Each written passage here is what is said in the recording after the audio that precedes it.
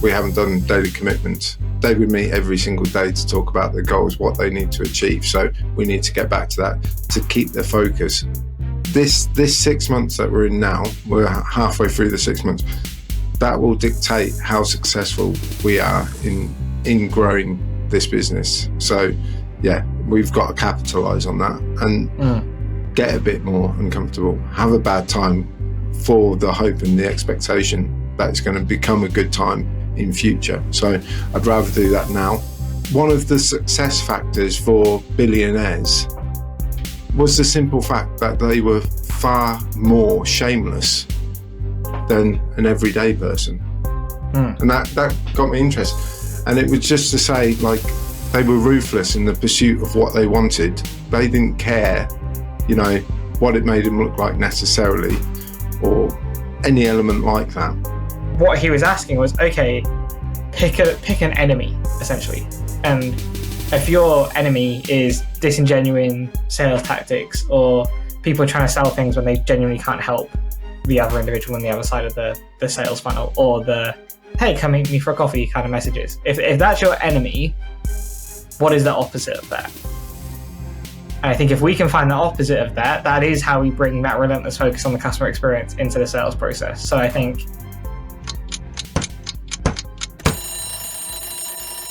hello and welcome to Building, our podcast that charts our journey of starting and scaling a growth marketing agency 1225. The recording date is the 30th of September, and this is episode 23. Things are a little different. We're recording on a Saturday at 3 o'clock. The Ryder Cup is happening in the background, so we're missing a bunch of the highlights as Europe look to absolutely dominate the US. As ever, I'm joined by my co-founder, who you can hear whooping in the background, very unlikely like him. Brendan, how are you doing? Yeah, not too bad. I think the Ryder Cup crowd's rubbing off on me. So yeah, that was weeping and hollering there. All good from my point of view. How are you? Yeah, nice. I like it. Straight into it, trying to get in and out of this recording so you can get back to watching the golf. I see. No, I've got questions for you. We can chat seriously for a moment or two. Okay, nice. So for many people who have hopefully listened to the first 22 episodes, it's pretty uncommon for me to be running the intro. Normally that's Brendan's territory. But the reason I've taken it today is because I wanted to jump in with some questions that Brendan hasn't... Well, you don't know what they are. They're not in our show notes, so they're a bit... they're going to be off-the-cuff responses from you. So the first one came as I was walking the dog with Alina this morning. She asked me a question, and I'm going to ask you the same question, which is... Great, okay. So it's been, 3 months since we officially launched 1225. It's been, weirdly, about 6-7 months since we started working on the agency as well. Are you enjoying it? Good question. Hands down, because I think about this a lot, and I think about where I am, my mindset, how I'm feeling, all of that is the best I've ever felt. In terms of a career, in terms of what I'm doing, it doesn't feel like a job. And this relates to something I'm going to ask you after these questions. But I genuinely, obviously it's stressful thinking about certain things like, oh, we need to keep up with forecasts and all of that jazz. But actually, because I'm not working for someone else, not getting told what to do, when to do it, I have to be in the office at this point, I have to be this or that. None of that. It's a completely different mindset.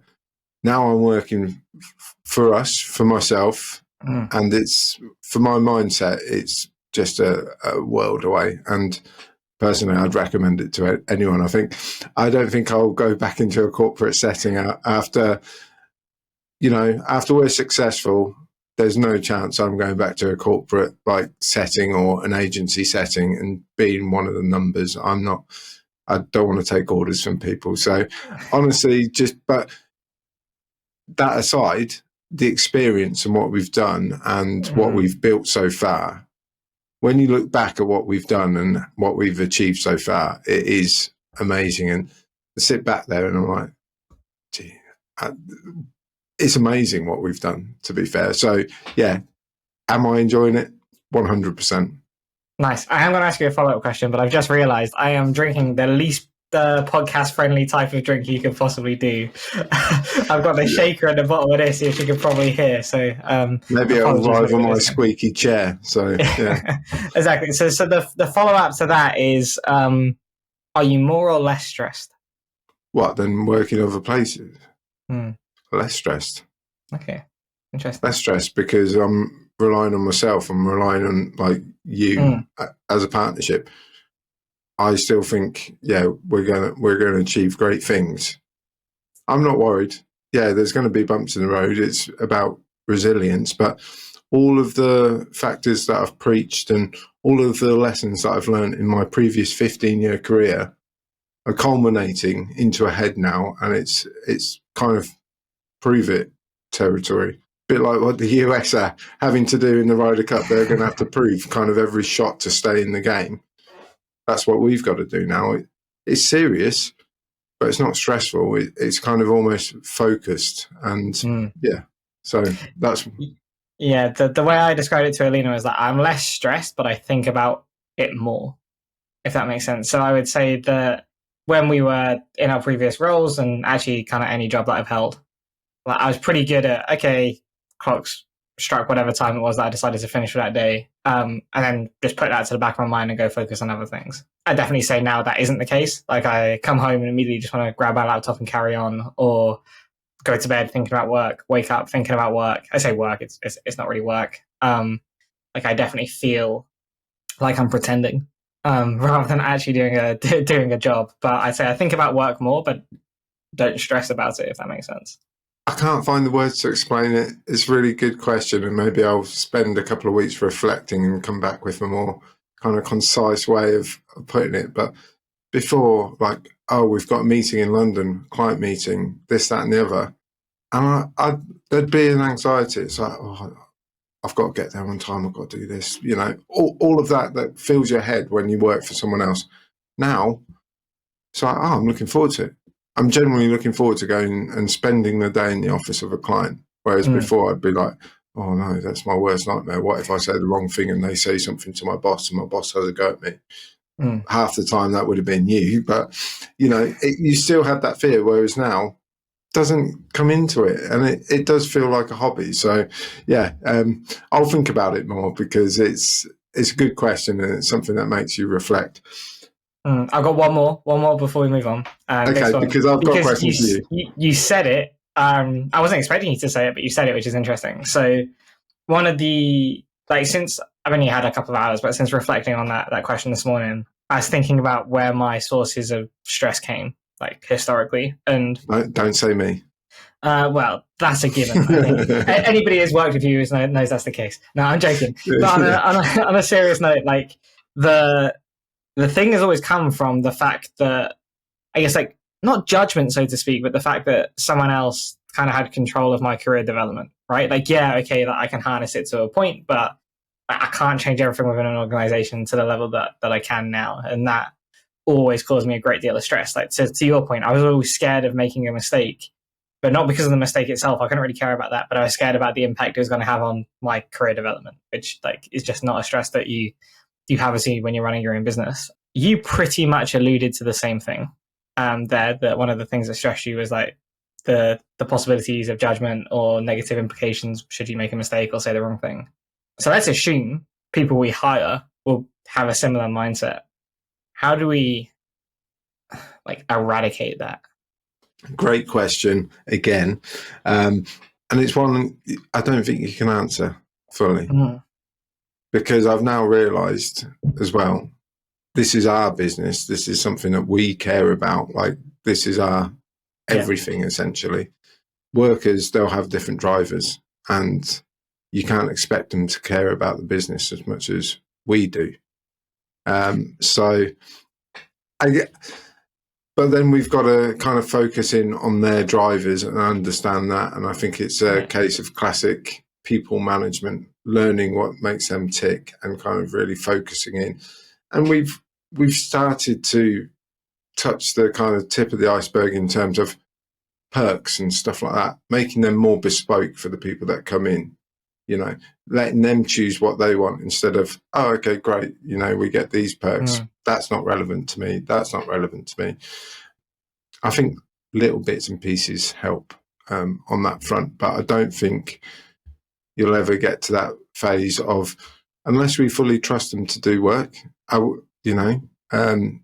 get away. Like, okay, yeah, you own all of this. We have got to stop trying to be like, oh, I'd do it a different way. So actually, that's not as good as the way that I'd do it. We've got to trust our workers to do the work as well. Yeah, I'd agree. I do agree with that. I think a lot of what you're speaking about there is the hate the methodology or whatever the correct word is. You're going to say anyway. Where you have the carrot and the stick. A lot of what you spoke about there was the carrot, essentially. But I would say, especially in having worked with you, I'd say for many of the years that we worked together, the carrot was never really the motivator or the fearing factor for you. It was very much the stick. And I'm thinking completely out loud here, so this could be complete nonsense, but maybe something that we need to work on internally, especially as we're looking to add more people into the business come December, January time, is the actual problem. The stick never materializes, right? So in maybe some other places that we worked, the stick was very obvious when that was coming, and that was almost easier to deal with. And I think maybe potentially being very clear of boundaries, and when those boundaries are not met, we call those out, and then when they are exceeded, we call those out as well, to be very clear on where the lines are. I think maybe that is a potential way of eradicating some of that essentially unnecessary worry, which is what you and I spent a lot of time doing through nobody's fault and through our own personality types. But that is unhelpful and kind of wasted energy, right? So if we can find ways to not have people wasting that energy, it should benefit us all in the longer run. Yeah, absolutely. And I think that's a good way of summing it up. And I think that's the direction I was trying to go in terms of, you said carrot and stick, and I'm thinking it's more, I think we focus on ourselves first and how we react to people coming into something that we care about and we work so hard on. We're not going to expect them to do the same level of work, the same amount of work. So it's working out what our boundaries are and what our kind of judgments and the subjectivity that comes into it. Where do we draw the lines with what's acceptable? So once we've got that down, then we can kind of look at the people that we employ, that we bring into our journey as well, and go from there. Yeah, I agree. And you said you had a few questions for me, so before we get into the status updates, I'll hand to you. Yeah, it's kind of a check-in with you. Obviously, you've had an evening to digest and reflect. I'm saying reflect a lot. I think I must kind of like it. But for you, we ended the week yesterday. Productive week. They usually always are productive weeks in this line of business, building a business. But it was almost downcast, or it came across as downcast. And I saw some determination in you as well. And it's a line that you said yesterday, which I totally agree with. We're getting too comfortable.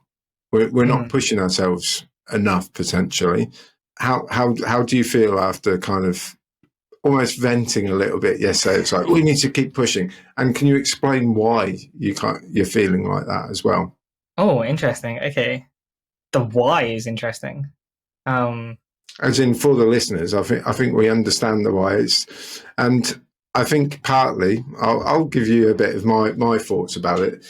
You're leading on the numbers and the kind of forecast and the finance and all of that side, and I'm being a bit airy-fairy about it. Like, oh, Harry's got it. Yeah, I'll leave that to Harry to deal with. And I think actually that's what's causing you not the stress necessarily, but the hours of thinking. And it's like, we have to hit this number, we have to hit that number.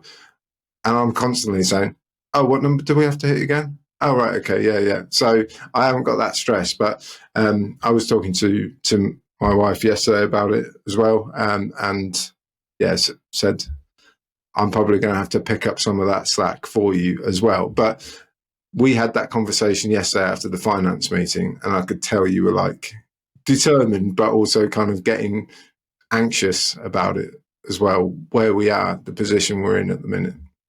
Yeah, I think that's fair. I do think,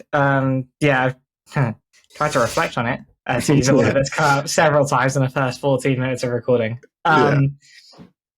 We used to use a phrase a lot in our previous agency, which was like, we don't run this business on a spreadsheet. And I can see how easy it is to definitely fall into that trap. And yeah, a lot of the big drum I have been beating internally at 1225 now has been, these are the numbers that we need to hit to be on track to forecast. We're X number of months ahead of that forecast. Let's not let it slip. Let's not let it slip. Let's not let it slip. And essentially to keep pushing. And yeah, being the one who has a closer eye on those numbers means that I guess I am a bit more sensitive to the ebb and flow of things. I actually, I think on reflection, what it came down to is like, there's definitely a mixture of things that are not causing me anxiety, but are the things that I am becoming frustrated with, right? And I think if I fall below my own expectations of myself, I get very frustrated. So for example, come like yesterday, I didn't make it to the gym. I ate unhealthily and didn't feel like I was as focused as I could have been. I didn't get as much of the stuff that I wanted to do done. If I don't achieve the things I wanted to do, I like feel like I've fallen below my expectations. Like I do become quite angsty, and I am aware of that, and I'm aware of the impacts that can have on people around me. So need to get better on that.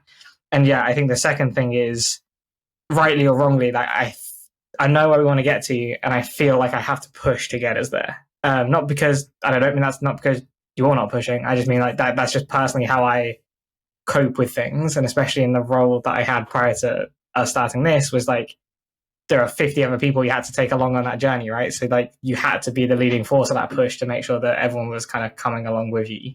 So I think there's two parts to it in terms of what are causing those anxieties and those concerns. Not bad, like I said, I'm not up at night sleeping about them, but I do think that there is something in that phrase of we were becoming too comfortable. And I don't mean it in a bad way, but I do think we're not being as ruthless as potentially we should be. Like if we think back to the earlier days, which sounds funny to say when it's only 3 months in, but if you think back to the earlier days, you and I, we'd have like power mornings or power afternoons and just absolutely smash through what needs to be done, get things out the door, feel like we're continually moving forward every day. Over the last couple of weeks, I feel like that's been lost a little bit. Like, again, probably things that are just natural to happen. You've been on holiday, so there was a week gone. Like, Josh has come in, and obviously we need to dedicate time to training Josh, and which we knew was going to happen. And that can feel like you're taking 2 steps forward and 1 step back. So there is probably an element of being kinder to myself on some of this stuff. That sounds very therapy of me. And then like... continuing to push, but finding healthier ways to push out that energy. Fair. There's so many points to this. So absolutely, I agree with that summary that you've kind of given with the way that you feel. Firstly, I commit to actually taking some of the weight off your shoulders when thinking about the numbers. I'm going to stop asking you, oh, what numbers do we have to hit? What numbers do we have to get? Oh, what does this mean? What does that mean? I can see it if I just open up the forecast. I can see it myself. So I'll stop asking silly questions. I just want to make sure that your mindset is, I don't want you wasting time getting like angry or kind of anxious and stuff like that, because I think that's a quick fire way of you losing focus as well. Not saying that you are losing focus, but it's keeping that kind of positive mindset, keeping the focus on winning as well, and making sure that as we grow, if we get into habits of allowing mindsets to kind of dictate the office or anything like that, and again, I'm not saying it you are in any way, that was a conversation between me and you, but we've got to make sure that we're positive in the office environment as and when we have 5, 10, 20, 50 people working for us. So yeah, it's good to check in now and make sure that there isn't anything driving any difference in mindsets as well. So yeah, interesting. And I agree, we can definitely probably having a bit too much of a good time. I think that's how you actually put it to me yesterday. And yeah, I'm going to commit to trying to have a good time, but also getting the work done. And I think that starts with our commitments, our weekly commitments and our daily commitments, and getting that done. So I'm gonna go rogue here. We're gonna go straight to the commitments checking first, and then go back to status update and commitments checking. And I think this is where you're fair in saying we're having too much of a good time. My commitments last week was to get 2 blogs written for us, for our marketing pillar. I've got half. So I've got 25% of my weekly commitment done. Fair. I had a lot of client delivery, and I had some client delivery that came in because of it. But, there's no excuse. And, I've still got a day and a half to get 1.5 blogs written. So I may do a bit, but I've been working on client delivery this morning as well. So, yeah, but I commit to getting those 2 blogs done next week. And if I don't, I'll stay up and work like you were on Wednesday or Thursday doing a bit of client delivery. You fell asleep doing that. So I think that's the commitment as well. It's a commitment to actually completing the commitments we set out to do as well. Yeah, I think that's very apt. Like, I had to do 20 personalized sales outreach, which was deliberately ambitious to try and actually focus the mind. And like, if I'd have fallen short of that by 5, like, still 15. It's still a good number. The reality is I was absolutely nowhere near that. I think, weirdly, about the same percentage. So I got about 25% of those 20 done. Varying reasons as to why. Some good, some bad. But again, I only think, like, focusing us up again to like, okay, let's just, the minimum commitment is to complete the commitment is a nice way of looking at it. And like, when was the last time we ran daily commitments in the office? Maybe once last week, maybe on a Monday, and we didn't do it again. And I think, getting back into that and being very ruthless with what we put on those commitments again becomes increasingly important. So but I completely agree. Yeah, I agree. And I think, again, people may be listening to this podcast and thinking, God, these guys are a bit downcast, or like, why are they giving themselves such a hard time, the amount of work they get through, or, they're constantly talking on LinkedIn about successes. And we'll come on to what we've done, which is a lot. But we set our stall out as being, we wanted to have that winning mentality, like elite sports teams. You wouldn't get these elite sports teams like, we haven't done daily commitments. They would meet every single day to talk about their goals, what they need to achieve. So we need to get back to that to keep the focus. This 6 months that we're in now, we're halfway through the 6 months, that will dictate how successful we are in growing this business. So, we've got to capitalize on that and get a bit more uncomfortable, have a bad time for the hope and the expectation that it's going to become a good time in future. So I'd rather do that now. So I think that was daily commitments. So we'll kind of hit the big reset button, shall we? Like, let's get more positive. Let's talk about the rest of the things that we've got on and move on. Okay, and I've got a what are they called? I think they're called links in the podcasting space. I got a link there as well, which is, speaking of more successful things, Brendan, I hear you signed a client last week. I did. It's not kind of singing or dancing kind of like mass retainer, but it's just a little momentum kind of not retainer, but you know what I mean, growth element. So small 3-month kind of starter project with a client. Looking forward to it because, again, it's one with lots of juicy opportunities to get hold of, lots of things to do. So another showcase of what we're able to do with a different client in a different space, and hopefully push them on from there. So excited to get started. And that sale, because of the size, it was very agile. We had one 45-minute phone call, hashed out what we need to do, and then one email, and the contract was signed 2 days later. So, which does mean you completed one of your goals, which was to sell something without doing a presentation. So you did it. Thank you. Yeah, I'm happy with that. See, it's these small positives, and because of there wasn't any kind of admin elements to do. We didn't have to do a proposal or stuff. We could actually offer quite a competitive price on that front, and we're still going to make money on the project as well. So again, it's good. It's momentum. It's talking to people. It's being able to convert people from a conversation. As we always say, people buy from people. Conversations, selling concepts, going from there. We'll come on to kind of plans in the future in terms of what we need to hit and what we need to achieve. But you've also got a contract out at the minute. Yeah, so contract's out. Was expecting that to be signed yesterday, but I am very confident it is going to be signed. I've been invited to the kickoff call next week, so that is a pretty decent indicator that that contract is going to get signed. I'm sure there's just a couple of I's and T's, well, I's to dot, T's to cross, but that should be through as well, which means that, again, we're speaking all, I don't think doom and gloom, but I think very reflective. And we do have some positives to be looking out for as well. So I think, kind of as I'm the one steering the podcast ship today, one more thing in terms of status updates, and then let's move forward a little bit. So I think the other thing to just mention is regarding this podcast and our plans for October. So Brendan, do you want to take that?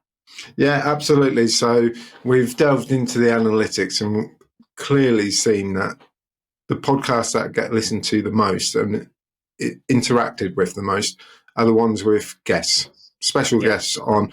So through October and probably extending into like November, we're going to have a guest on the podcast each and every episode.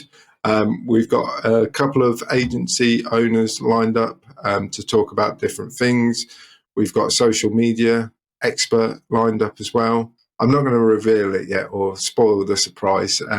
And we've also got a YouTube star lined up to join us as well. So very excited on that front. We've potentially got others in the pipeline as well, other former bosses, shall we say, as well. So looking forward to that. It's always fun to have people on listening to those their parts of the journey, especially the owners. They're like, oh, I remember the stage you're in and stuff. It's nice those visits back for them, I suppose, as well, and we can learn from it. So that's the podcast. I'm looking forward to it. We're teeing up dates and times, talking to people, and I suppose that we'll talk more about the podcast later with one of the ideas I slacked you this morning. I think it was. Operations wise, again, you've been focused on operations quite a lot. You managed to pay off at first payroll run ever, so well done. Not fun in the sense of the admin that was required and the calls of HMRC, because classically nothing worked. And so to your point, you were literally just saying, I was venting to another agency owner about this, and they just laughed at me and shook my hand and said, welcome. And so it's basically a rite of passage to cock it up the first time round. But I honestly don't think we did. I think we got the most part right. But that was a big milestone here. It's a weird feeling to be like paying like not just yourselves but other people, and having that, as we know, Josh, who's been on the podcast, that third person within the agency. But it's also a nice feeling, especially as you can see like their outputs increase as well, and then like obviously payroll running smoothly. Big milestone here for 1225 as we ran our first payroll. Absolutely, well done. I'm glad you're handling that side, because if I did it, I'd probably pay 10 times too much or something silly like that, or forget something simple as well. So finance as well, we've had a big focus this week. We've been talking to an accountant as well. So, Harry, do you want to give us a summary for the record books? For the record books, yeah. Okay, nice. Yeah. I'll keep this short, and then we'll move forward. So, we mentioned a few times on the podcast, your wife is helping us, especially on the bookkeeping front. But as things thankfully are going in the right direction, it's time for us to start looking at some, external support and consultancy when it comes to finance, and in this case it would be in the form of an accountant, and like a fractional CFO is probably the best way to describe what we're looking for. We've been through a round of proposals. We're happy with, I guess, how proceeding, which is step one, to have a bit of an audit or starter project, if you like, to just look at the things that we've done so far, look at what we've got set up, look at some things that we need to set up right now for the very near future. We just need to put a few signatures on some paperwork, which will happen on Monday. So this week we've essentially given the green light to an accountant. So nice. It's quite nice to reflect, isn't it, and see actually, even though it can feel like you're not getting through a lot, that we are also making some good progress. As we alluded to, though, like the Ryder Cup is happening right now, and I have just checked the BBC Sport website to see what is happening. So Yeah. let's move forward to something that I saw in these show notes last week, and I've been desperately trying to poke and prod you to see what it was about. So, Brendan, should we go to the topic of the table, which you're taking this week? Okay.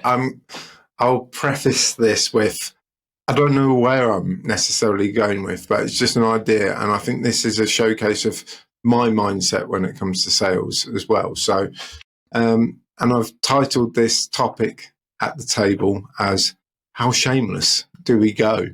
And it basically, I think this thought pattern was processed when I was on holiday. I read a number of books, and I believe it was in A Hopeful History by Rutger Bergman, a great book. Read it, Harry.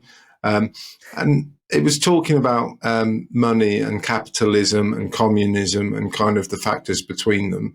Don't worry, I'm not going there. It's just one of the points was one of the success factors for billionaires was the simple fact that they were far more shameless than an everyday person.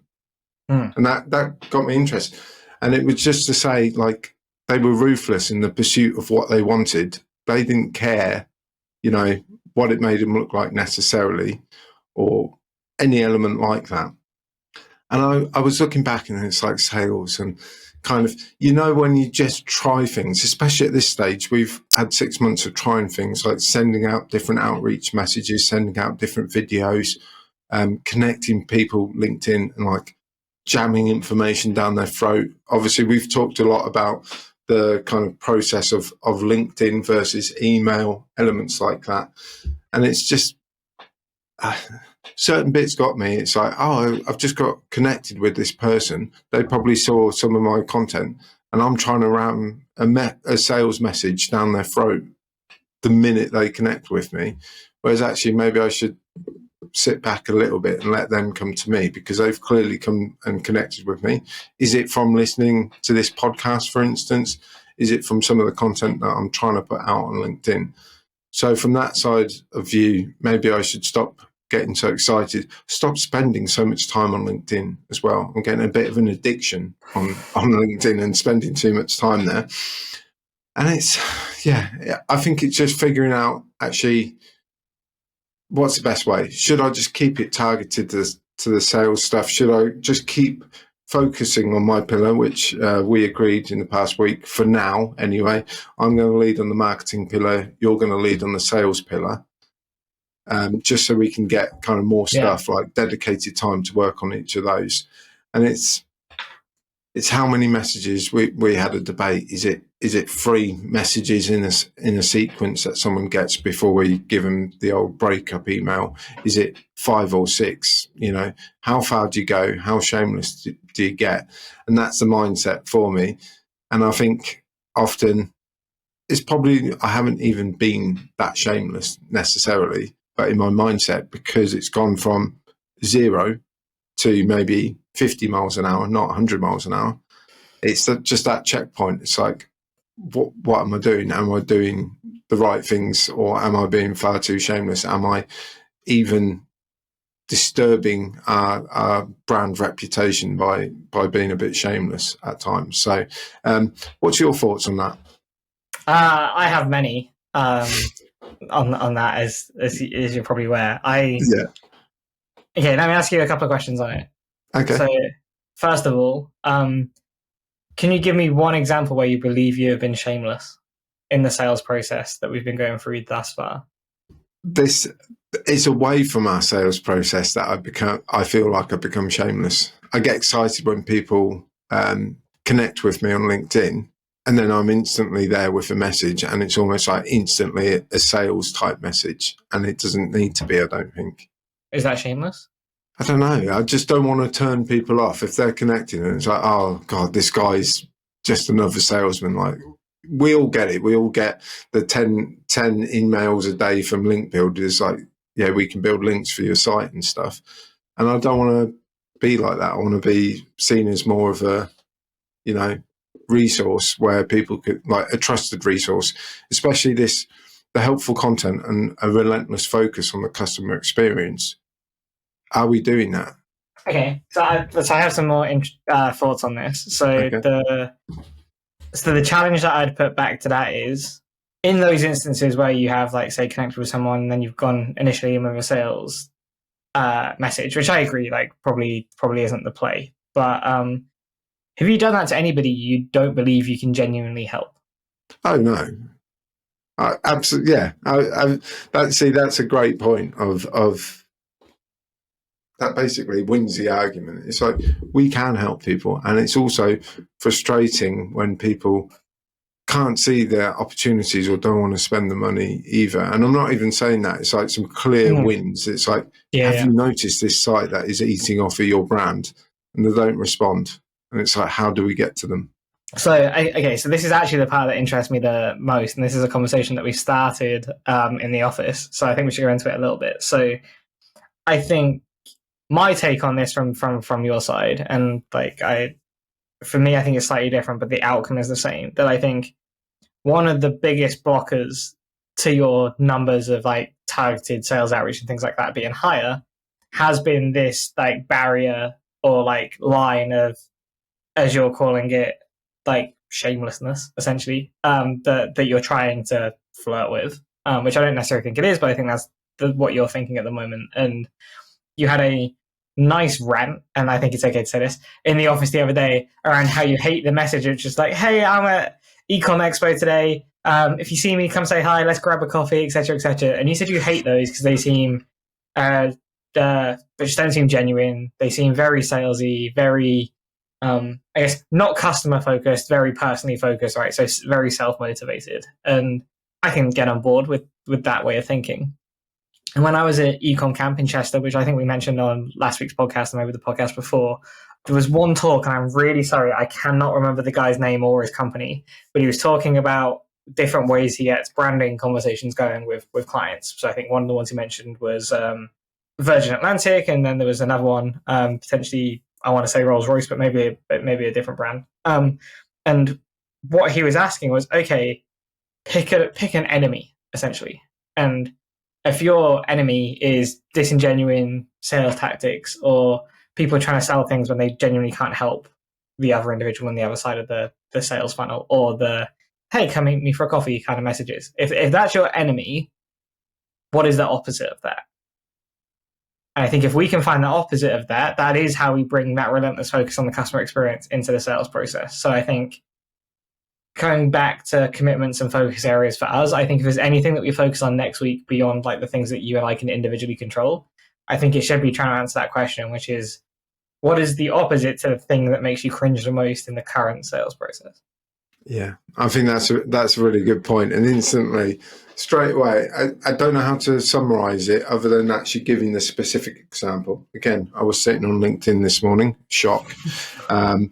And I saw a story of a lady who went viral. She applied for a job at night, didn't hear anything, lived 4,000 miles away. So she got someone close to the headquarters to bake a cake, and then printed on her CV and cover letter onto the cake, and then got a delivery driver to send it and hand it directly to the hiring manager. And that got them the job. I can't remember who posted it or where the story was from. But it's just that innovation and that kind of, you and Josh have talked about it a lot in terms of like gifting or just trying new things, trying new options to do that. And I just like that it's a clever idea. It's not something that everyone is doing necessarily. It's the same as at Brighton SEO. I think it was it Blue Array or another SEO agency? They parked their branded car up outside the front of Brighton SEO. Free publicity. All the other agencies inside were going mad because they had probably paid a lot of money to be at the forefront of the exhibition. And Blue Array, or whichever agency it was, got free publicity and probably got more of it because they were parked on double yellows for the price of a £35 parking ticket. So it's those clever ideas that I think win the day and make people have a conversation. We have conversations about different people on LinkedIn all the time. It's like, oh my God, they're doing this. Oh my God, they're doing that. But we're talking about it, so it must be working as well. Yeah, I agree. I do think there's some more refinements in that thinking. I love those kind of stunts, if you will. But I don't necessarily know if that's a relentless focus on the customer experience.